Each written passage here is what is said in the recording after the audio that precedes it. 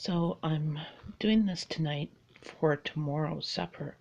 I'm putting in the crock pot some onions, some celery, some garlic, and some ginger I grated with the zester. And then I'm going to put pork loin in there, as that's what I have, and then cover it with water. And it's going to make a wonderful pork broth to make the ramen and pork soup for supper tomorrow. So this is the pork tenderloin. There's two of them in here. I'm going to put them both in the crock pot, but once it's all cooked, I'm going to take half of it out to have for another meal. I might use them in tortillas as tacos or something. Haven't quite decided. But I got for $5.35 a kilogram, so that is about $2 a pound or so. And there you go, it's filled up. There's pork tenderloin in here with onions, celery, garlic, and ginger. Nothing else yet, so I'm going to let that cook overnight and see what comes up in the morning. Here's today's lunches on these sausage rolls, the deli meat, the 3 deli meats and cheese, and 1 lettuce. And then today I'm going to do something with the frozen pumpkin. I think I might do some baking, maybe a soup with it. Not for today, but for maybe tomorrow, because here is that pork tenderloin soup that we're making, the ramen and pork soup for supper tonight. And so there's the sandwich. There's the zucchini bread that was in the freezer, a yogurt tube, fresh strawberries, and a fruit pouch. That's their lunches.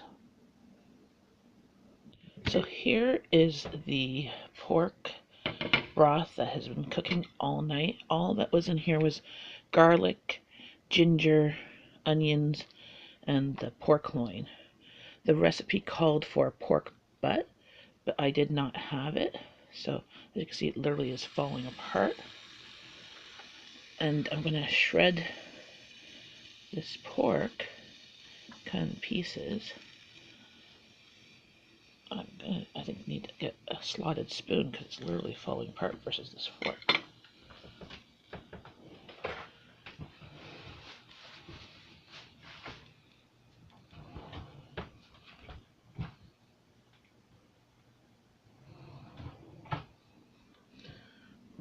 There's the meat I've already taken out. Maybe the tongues. There we go. Get some of the steam off. There we go. Sorry about that. Take out the pork. Some of this pork I think I'm going to remove and put into a Ziploc bag for the fridge or freezer. Because that's a lot of meat for this soup.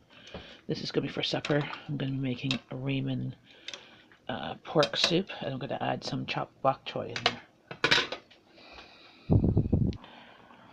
There's the pork. I just cut it up. I'm going to put some in this container for later, and then put the rest back in the soup. And so that's all ready for supper. I'm going to keep that on, keep warm for supper. And that should be enough for the soup.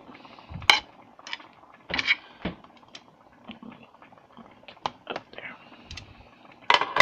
And then I'm going to put this back into the crock pot.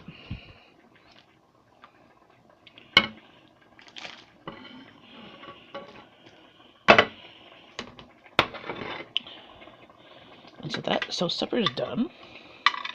And I'm making another soup now. I had taken out pumpkin last week from the freezer. One of the mystery things that I wasn't too sure what it was. I thought it was spaghetti sauce. And I had taken some out of that pumpkin. I put the rest back in the freezer without it defrosting. So now I'm heating it up. And I'm going to make a real quick Thai coconut curry pumpkin soup. Once it's all cooked up. Because this pumpkin is a jack-o'-lantern from Halloween. So we don't put candles in our jack-o'-lanterns, we just put flashlights. So we carve it the day of Halloween or the day before, and then put it out, put a flashlight in it, and then bring it in when my kids are done trick-or-treating, or my husband's done handing out treats. Then I cut it in half and put it into the oven and roasted it until it was done, and then scooped all this wonderful pumpkin puree out. So now if I wanted to, like it's a little bit liquidy because of the water from it and the freezing it, but that's what I want for the soup. So I'm just going to get this cooked up, and I'm just adding two ingredients, I believe, and that'll be it. So now it's all defrosted, and I'm going to add two ingredients. A Thai red curry paste. If you have it, use it. If not, you can add just curry powder and that to make it kind of like an Indian flavored curry. And I'm going to add coconut milk. Just a can. I get them when they're on sale for $1 or less. And just going to stir it up and see if I need to puree it. I would put it into a blender or use a hand immersion blender if I wanted to blend it. Usually when I roast pumpkin to freeze, I throw it in the blender and then freeze it. And that way I don't have to do anything with it. I don't think I did that with this one, but I don't see it as being really big, huge chunks of pumpkin. It's pretty blended anyway. So you just heat this up, and then it's ready to go. It's a nice, thick, hearty soup. I'm going to be having this for lunch and putting the rest in the fridge for lunches or a supper, or as an extra thing for whoever is hungry if we run out of leftovers for supper. Because my family tends to, when something's really good, they like to have seconds, and sometimes when I make the recipe, it doesn't make a lot for seconds. So pumpkin is about the only squash that my family will eat. And usually in a soup. I usually do this with a lentil soup, and I throw pumpkin in it, but I wanted to try something a little bit different. So I think it's nice and thick. I might put the immersion blender and make it a little bit more puree, because there's some larger chunks of the roasted pumpkin.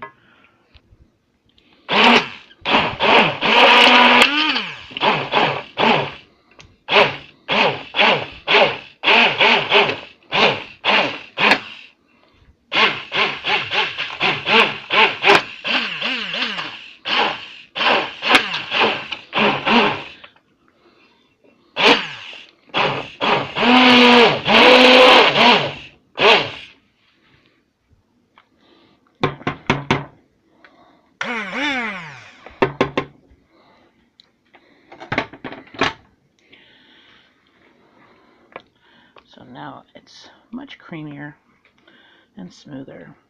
So that's what I'm going to have. So that box there is just my peelings and stuff for the green bin from the onions that I didn't want to use for soup stock, and edges of lettuce. I have a bag already in the freezer of veggie scraps for soup stock that I need to make soup stock soon. And there you go. Real simple, healthy. And if you don't have coconut milk, you can use evaporated milk, you can use cream, you can use milk, or you could just puree it and make it non-dairy. Add some chicken broth. It's all good. I made a raisin bagel with just some butter and my coffee, and my daughter made a sandwich. So I'm going to make pot stickers and these soupy pork buns. They're also like pot stickers. All I did was they're frozen and I put them in a pan with oil, and now I'm adding some water to cover them halfway, and they will cook in about 20 minutes. I'll put a lid on them, and this is the steamy pork bun, and that's the pork fried dumpling. I get these at our local grocery store for under $1.88. $1.88 is my buy price, or $1.99, and I usually get them for less than that. And they're really good. They're just pork inside. I could make them for probably cheaper, but the time involved in making them, you have to factor that in too. So these are good to have on hand, and I'm having that. And here's the pork ramen soup. Well, this ramen's not in there. I'm going to put the ramen noodles in each individual bowl. I have some udon noodles and some ramen noodles, and I'm going to put some bok choy in that. And here we go. See, they really balloon up. It cooks the meat inside and the dough, and then we cook them until basically most of the water has evaporated. There's a tiny bit of oil at the bottom, and they will kind of semi-stick to the bottom, and you remove them. That's why they're called pot stickers. We serve these on a plate, and we have a little container of red wine vinegar. And here's the soupy buns, that's what we call them. Because inside, when you bite into them, all this liquid gets inside, and when you bite into them, they squirt soup broth at you, and also filled with pork. And then here's with the bok choy in there. That's going to heat up. And I'm going to put the individual noodles in the bowls. So here's the soup, and then here's the pot stickers and the soupy dumplings. And this is just the red wine vinegar that we have to dip it in. And that's what's for supper.